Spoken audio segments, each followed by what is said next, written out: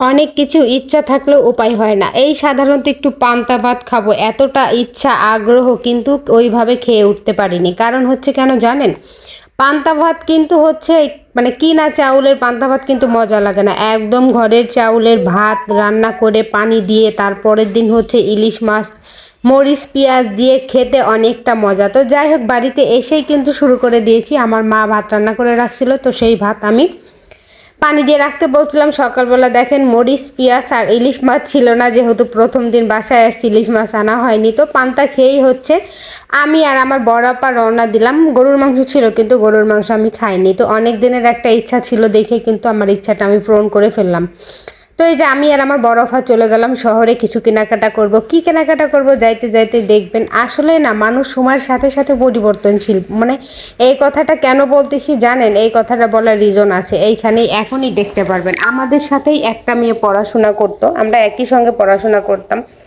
তো ওর হচ্ছে একটা বাচ্চা, আমার হচ্ছে দুইটা মানে ছেলে। তো ওই যে সেই মেয়েটাও কিন্তু আসতেছে, ওরও এখনই দেখা যাবে, মানে পিছনের ব্যাক ক্যামেরা আমি জাস্ট ওকে একটু দেখাবো। তো এই যে দেখেন সে কিন্তু গ্রামে বিয়ে হয়েছে, গ্রামে থেকে থেকে একদম মুরব্বির মতো হয়ে গেছে না?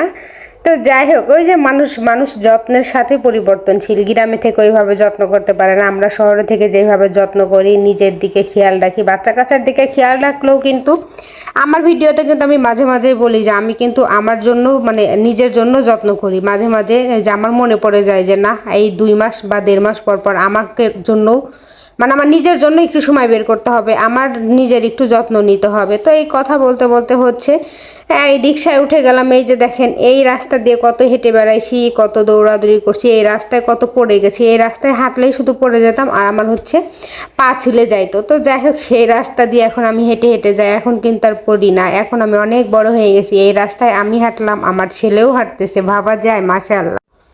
তো এই যে এখন যাচ্ছি দেখেন এই যে ধানের বোতল সবাই রাস্তায় ধান শুকাইতে দিছে। আবার এই যে আমাদের এই রাস্তাটা কিন্তু অনেক সুন্দর। তো এই শহরে পৌঁছাই গেলাম, শহরে ঢুকেই স্বর্ণকারের দোকানে গেছি আমি আর আমার বড় আপা। যেখানে সেইখানে কি স্বর্ণের দোকানে না গিয়ে পারি বলেন তো? শুধু আমি যেইখানে স্বর্ণ সেইখানে। কক্সবাজার গেল স্বর্ণের দোকান, ফরিদপুরে আসলেও স্বর্ণের দোকান। তো এই যে পরিচিত জুয়েলার্সে চলে গেলাম। তো এই যে ভাইটা মানে দেখেই হেসে দিশে বলতেছে, কেন কি বলতেছে বলেন তো? ভাই আমার ভিডিও দেখে।